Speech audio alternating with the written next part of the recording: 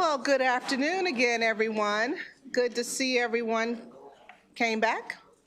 We're going to go ahead and start our vote session. Today is January 28th, 2026, and we'll start our House Judiciary Committee voting session for House Bill 444. We have an amendment. And Holly, can you tell us what the amendment does?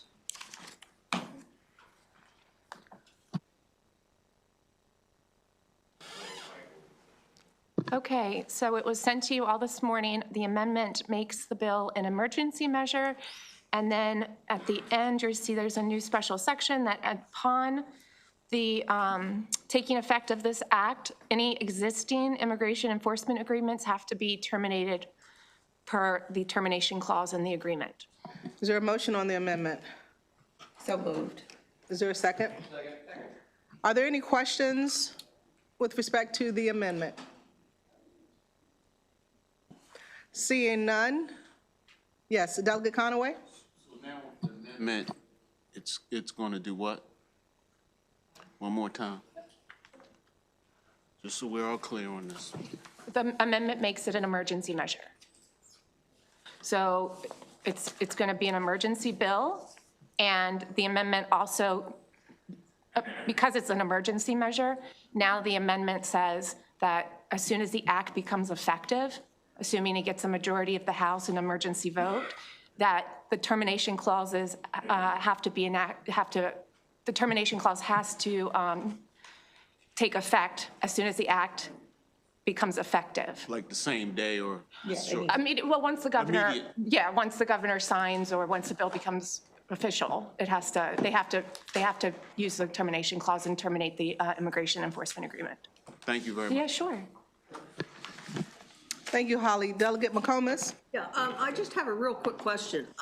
So in other words, let's say hypothetically. Delegate McComas, can you just turn your mic over? Oh, I'm sorry. Yep, Okay, perfect. so hypothetically, the bill passes the House, the Senate passes the bill, and the governor signs it within a couple days. Does that mean it's effective once the governor signs it, as opposed to waiting? Because I think I saw something where it was going to be the 6th of June or something, or July that it was going to be, and then so this changes it that it's got to be real fast. So this, the governor will have 6 days. It's actually without concluding Sundays, it's 7 days. Once the House bill is passed, it'll be presented to the governor. The governor has 6 days. It's really 7 because Sundays don't count. And then the governor has to sign it, or in order for it to be an emergency bill. If he doesn't sign it, it'll become effective June 1st. Okay, so. Because of where we are in session. We're 6 days before the adjournment, it changes, and the governor would have 30 days. We're early in session, so the governor will only have those 6/7 days to sign. Okay, so just so I got this clear, in other words, as long as he signs it and things move very quickly in this body, because everybody else is moving quickly. In other words, what's the soonest date it could be signed? A week? As soon as it's presented to the governor. Okay. And that would mean the House bill would have to come across. Right. Well, yeah. look at the grease is on the road. It's going to go. I'm just trying to figure out, because what you're doing is we have a number of jurisdictions that have relationships with ICE. And my concern is this really going to give them enough time to decouple their relationship with ICE? Yeah. I mean, that's a real, every department, I mean, we have several jurisdictions that have ICE. That's a legitimate question. Delegate Williams can answer that. I was just going to say that once the bill goes into effect under the amendment, they would have to invoke the termination clause in whatever agreement that they have with ICE. So it's going to be based on what is in their existing contract with ICE. Well, let me ask you this, and I don't know the answer but okay, there's contract law, right? So the county or the law enforcement signed an agreement with ICE. Well, you got two parties to an agreement. Well, what if ICE says, no, you can't do that. I mean, because they had an agreement. And so, you have the state coming in and saying, no, you don't. So the Correct. and the sheriff is a constitutional officer. Yeah. And they're both county and their own separate person. So all I can see is we're going to see litigation everywhere, because some of them are not going to want to just say, okay, yeah, Governor, fine, we're going to disband this deal, because ICE could go after you, the sheriffs could go after you, the counties could go after you. So the bottom line is, this could end up being a mess. Well, I mean. I don't know. I'm just speculating, but I just know the parties. And I Yeah, understand yeah, it could no. be a problem. I get it. I mean, as a General Assembly, we have basically enacted other laws over the years that have made certain types of contracts null and void. So I don't think this would be any different than what we've done in other contexts where we have stated that certain types of agreements and certain contracts are null and void from a public policy perspective. With the charter county? And keep in mind. But we have charter counties. Harford Right, County. Yeah, has charter and those, right, and the laws that exist here Well, but that there's we a have enacted difference over the between years would commission and still charter. apply. I'm just saying, I don't think this is so easy, but I could be wrong. Okay. I don't have a crystal ball. I'm just concerned that we're basically, we're doing something very major that obviously, you heard the testimony yesterday, some folks aren't real happy about it. And we also heard from my colleague in Harford County saying this is not really a good deal, and do we really want to get into this and have problems? And I think we're going to have more problems than help. So, but that's just my opinion. I think you can pretty well figure out how I'm going to vote. So anyway, take care. I'm going to go to Delegate Moon, because I think he has some clarification on this. Delegate Moon, and then I'll come back to you. Thank you, Madam Chair. I just want to speak on the amendment and address some of my colleagues' questions, I guess, about the reason for the timing. And I guess I'll suggest a few things. For one, this bill and topic is not a new one. We had a vivid floor debate about this last year. And at the start of last session, I think many people knew we would be undertaking a look at these 287G programs. That did not stop them from adding to the number of new programs that entered into these agreements, even as the Assembly was debating whether to end them altogether. And the House, in fact, voted out a bill to abolish the ICE agreements. It was on the floor last session, as you recall. And so there was quite ample notice to all of the counties that, in fact, we were heading in this direction.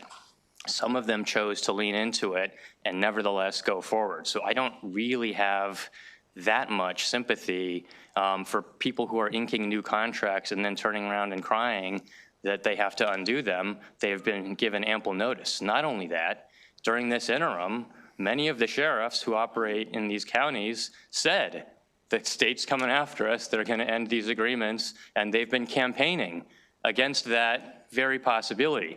That's time they could have spent preparing for the wind down of the contracts. They can probably walk and chew gum at the same time, so that's the other possibility there.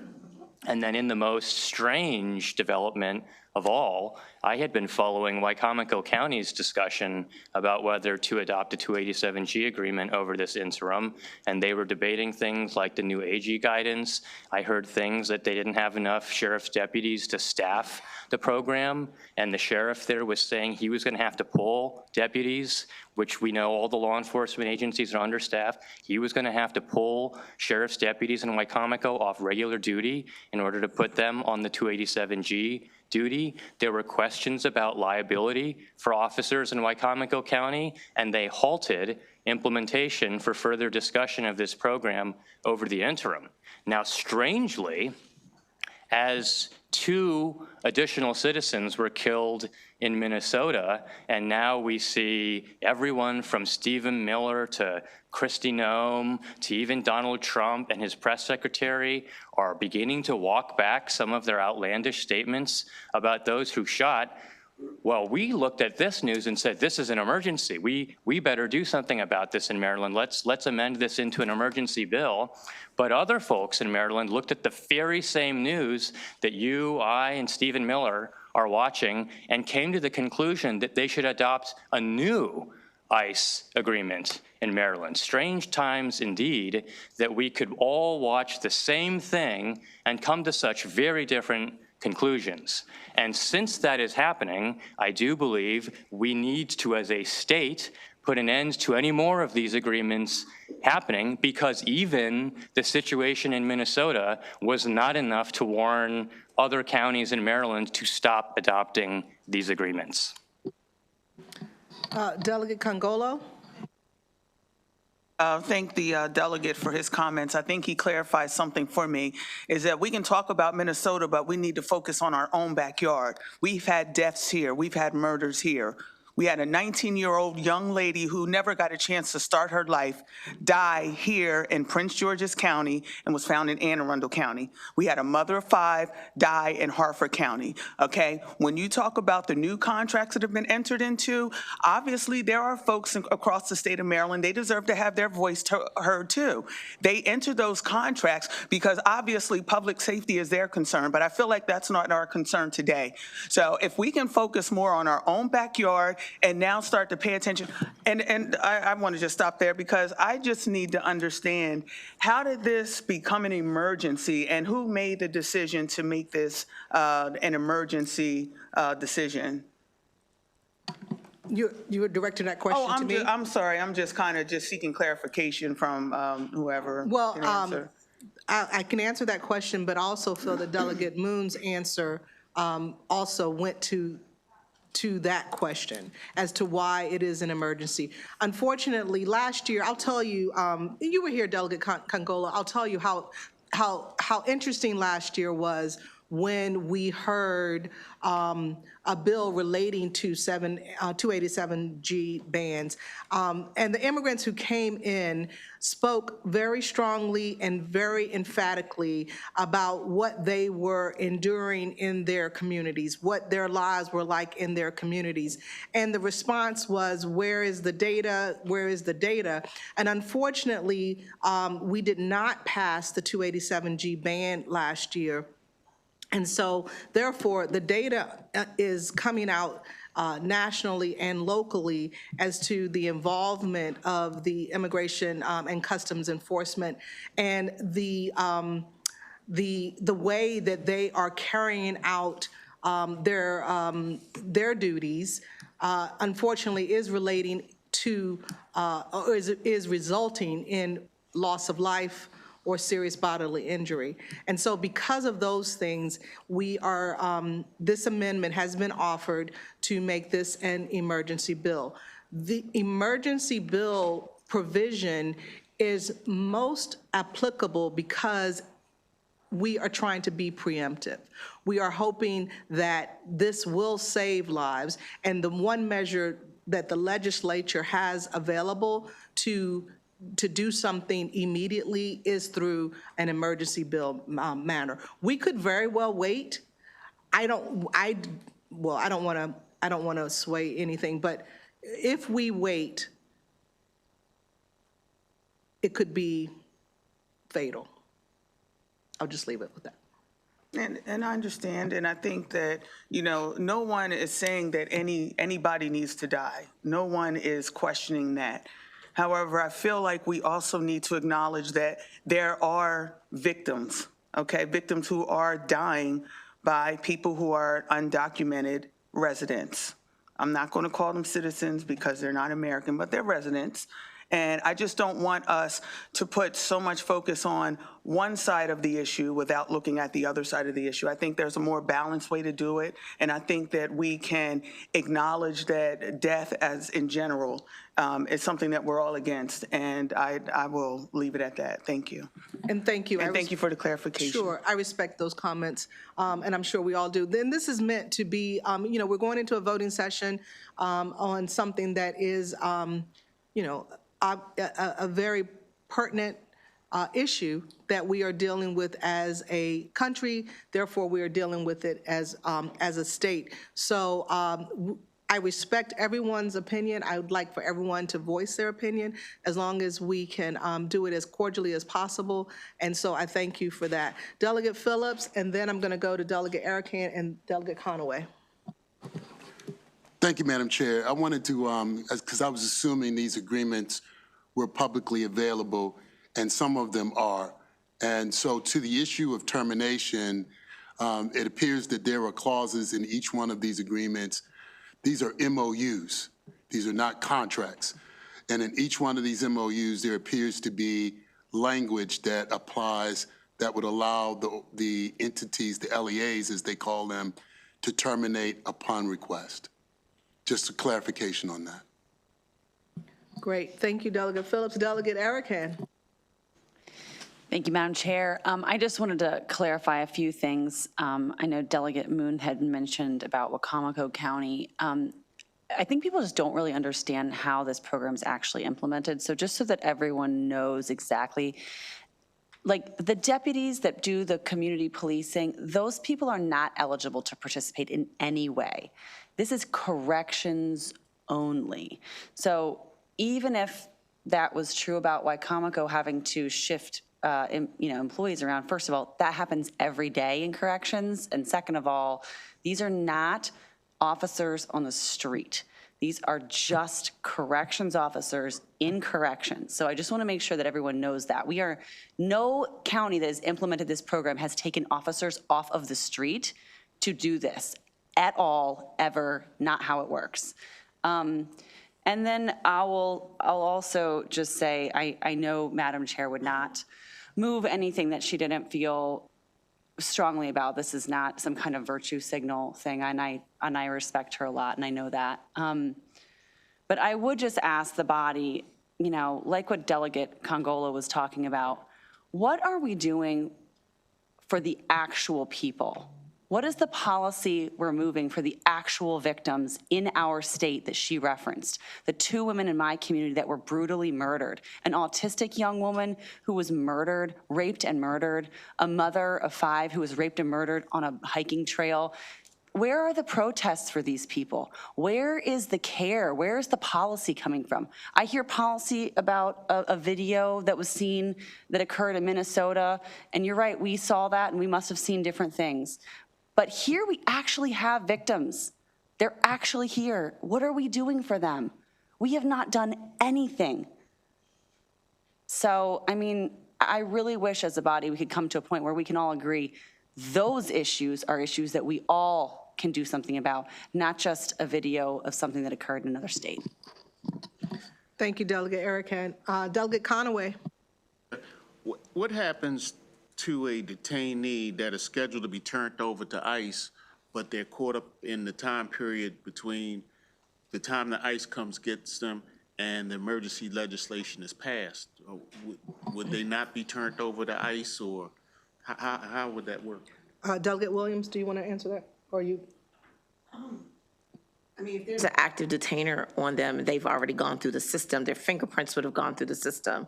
ICE would know where they're at. Yes. They would still have 48 hours. ICE would have 48 hours to come get them. That's existing federal law right now. Right. So if this bill were to pass, that 48 hours would still be in effect. Or even if we're in that limbo period, if they're about to be released, that 48-hour window would still exist. Okay, thank you. Mm-hmm.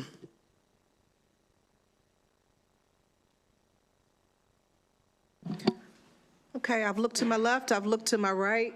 We are on the bill as, oh, sorry, we're on the amendment. Do I need to do, this is my first voting session as chair, folks. I'd like to do a hand, but I want to dot all my i's and cross all of my t's. Does anyone object to a hand vote on the amendment? I see no objections. Okay, we're going to do all in favor of the amendment. Please raise your hand.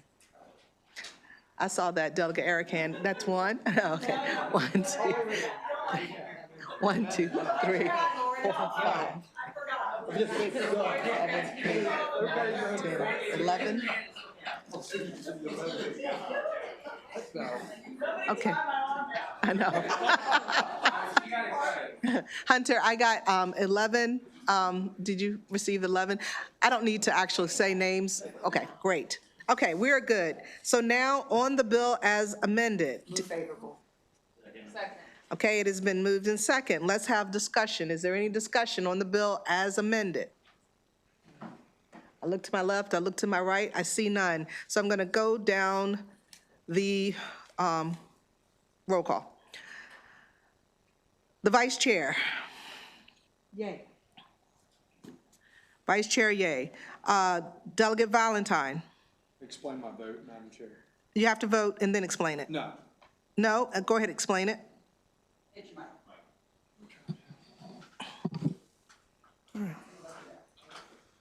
I'll just start off by saying yesterday's bill hearing and testimony from both the advocates and opponents of this program was very compelling to me. That being said, I cannot vote in favor of a bill eliminating a program administered to more than 1/3 of the jurisdictions in this state. The testimony given yesterday, with the exception of a few specific examples, one nearly 20 years ago, were not specific to 287G counties. And it did not provide me the necessary information to vote in favor of eliminating a program in counties who choose to participate in this program. Particularly when those counties' participation seeks to cooperate with federal immigration officials in a safe and a secure correctional facility, thereby not placing those arrested or our law enforcement officials in harm's way. I believe the goal should always be to keep communities safe, and I do not believe this bill accomplishes that goal. Thank you, Madam Chair. Thank you, Delegate Valentine. Delegate Embry? Yes. Delegate Embry, yes. Delegate Cardin? Absent. Excused. Delegate Phillips? Yes. Delegate Phillips, yes. Delegate Congolo? No, Madam Chair, I'd like to explain my vote. Delegate Congolo, no, yes. Explain your vote. Oh, yes. Yesterday, we learned, and I just want to recap what I understood to have been discussed yesterday, is that Carroll, Garrett, St. Mary's, Washington, Cecil, Hartford, Frederick, and now Wycomico have entered into 287 agreements and made it clear that they want those agreements to remain in place and have determined that this tool serves as their public safety needs. So during yesterday's testimony, panelists in support of 287G repeatedly used emotionally charged language such as fear and terror and made vague statements like, well, thousands have reported this, or this may have happened if we don't keep the program in place, without giving real specific data. You know, in my field, you know, everything is evidence-based. We look at research, we look at data, what's been effective and what works. And yesterday's data was not strong enough for me to feel that ending these agreements would be effective and productive for our state. Particularly for those who do want to keep those in place. So the other thing I want to mention, and I said it again, you know, as a mother, I cannot, for the life of me, accept that we have been outraged by what's happening, and again, not taken away from it, because I try to stay balanced and look at every side of it, but I just feel like we have minimized and not focused enough on the victims, the Dakara Thompsons of the world. You know, I'm a mother. I can't see how any mother can sit here and be okay with that, knowing how that young lady died and why we're not focusing enough on those undocumented residents. So this issue should not be framed as feelings versus compassion or fear versus humanity. It should be framed as facts and data and no rhetoric. We have 8 counties that have chosen to participate in 287G, and they should not be stripped away from that based on incomplete information or emotionally driven narratives. So for this reason, I am voting no. Thank you. Thank you, Delegate Congolo. Delegate Stinnett? Yes. Delegate Stinnett, yes. Delegate Simmons? Yes. Delegate Simmons, yes. Delegate Boucher? Nay, with explanation, please. Yes. Thank you, Chair. The best way to surmise this bill is that it is putting an overemphasis upon the anxieties and concerns of our illegal citizens over the concerns of public safety of Maryland citizens, and that's why I voted nay on it. Thank you, Chairwoman. Thank you, Delegate Boucher. Delegate Boucher, no. Delegate McComas? No, and I'd like to just briefly explain my vote. All politics is local. Maryland is composed of 24 jurisdictions. And the jurisdictions of Montgomery, Prince George's, and Baltimore City are deciding what happens in Western Maryland, the Eastern Shore, Harford County, Cecil County. I don't think that's fair. We are America in miniature, and you are taking away the ability of the local leaders of those counties, what they've deemed to be necessary and important to their community and their constituents. So I feel like this is just, I think King George II is back. And I'm very disappointed about that. We had a Revolutionary War. We had Washington resign his commission. He could have been a dictator, and he didn't. He wanted to go back to Mount Vernon. And I'm not happy with this. And I've never seen anything. And I've been around here, and I've been on Judiciary for 20 years. This is the 21st year. I have never seen anything this outrageous and this fast and so basically, I think we're going to be in litigation. There may be injunctions. This is going to be a three-ring circus legally, and that's not talking about what's going on in the street. And so I apologize. I know I'm a little strong on this and pretty opinionated, but we're going down a wrong road, folks. Thank you. Thank you, Madam Chair, for indulging. Thank you, Delegate McComas. No worries, this is the place of opinion, so you're in a good place. Delegate Moreno. Yes, no explanation. Delegate Erican. No explanation. Still here. Delegate Taylor. Yes. I'm sorry, I should be repeating. Delegate Taylor, yes. So we have Delegate Moreno, yes. Delegate Erican, no. Delegate Taylor, yes. And Delegate Simpson. Yes, and I do want to explain. I want to thank this body.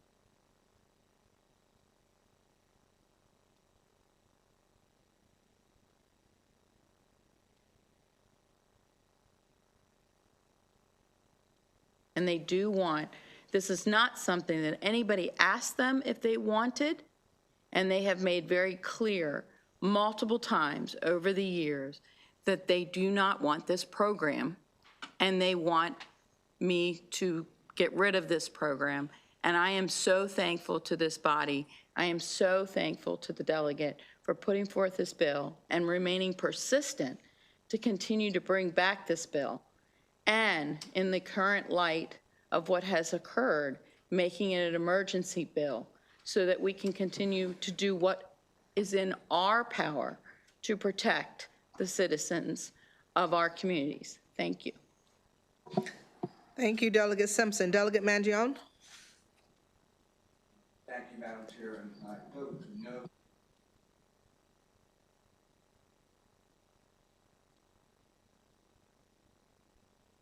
Yesterday, from listening to some of these sheriffs, and actually they answered I came to an awareness of how I thought there actually was more cooperation with ICE actually on the streets, but I was wrong.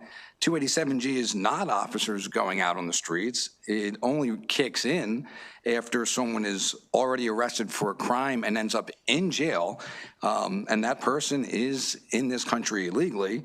There are not street patrols because of 287G. There are not random stops because of 287G. There are no immigration checkpoints because of 287G. As was alluded to by our delegate from Harford County, that it is a jail-based cooperation program and not some type of roundup program. So I think a lot of the rhetoric is misleading. In some cases, again, the delegate from Washington alluded to, I think we're just outrageous that because of 287G, people are disappearing or being tortured. So in my honest opinion, I think 287G makes the state more safe. This bill makes the state less safe, and that is why I'm voting no. Thank you, Madam Chair. Thank you, Delegate Mangione. Delegate Mangione votes no. Delegate Moon? Thank you, Madam Chair. I vote yes, and I would like to explain my vote. I just want to level set for the public here what we're talking about, because we keep using this term 287G agreement. This is an agreement where state and county governments would use their resources to do ICE's job. That is fundamentally what this question before us is about. whether we should be allowing that. What we're talking about, there not being street enforcement in Maryland, well, one of the reasons for that is under the first Trump administration, we were shocked at his child separation and things of that nature, and so we banned our local police from doing street enforcement in the first Trump administration. Thank God we did that. That first Trump administration, we also banned our county jails from renting their spare cells to ICE so that they could warehouse additional residents. Thank God we did that. And so here, I want to take this full circle, since there's much ado has been made about public safety. This bill is about public safety. Last year, when we had this bill before us, I warned, and I didn't want to be right about this, but I said that these tactics that ICE was engaging in, these reckless behavior, going after non-criminals, and many of them, a majority of them are non-criminals. Just Google it. Many of them are non-criminals.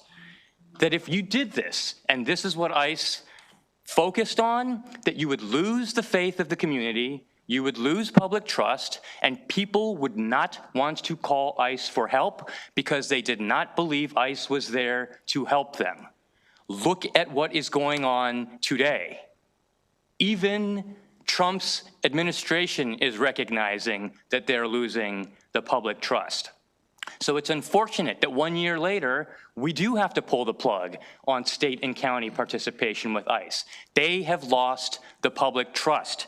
It's very evident to me that that's the case. And so public safety, unfortunately, needs to be restored by the federal government resetting its relationship with the states and counties on immigration enforcement. They can certainly do their job. Nobody's stopping them from doing their job. But they have made our residents less safe because now people who are going to be crime victims from these undocumented residents don't want to call for help because they think ICE is going to be there to get them. And guess what? The testimony we heard from the officials in these 287G counties is that's exactly what they're doing.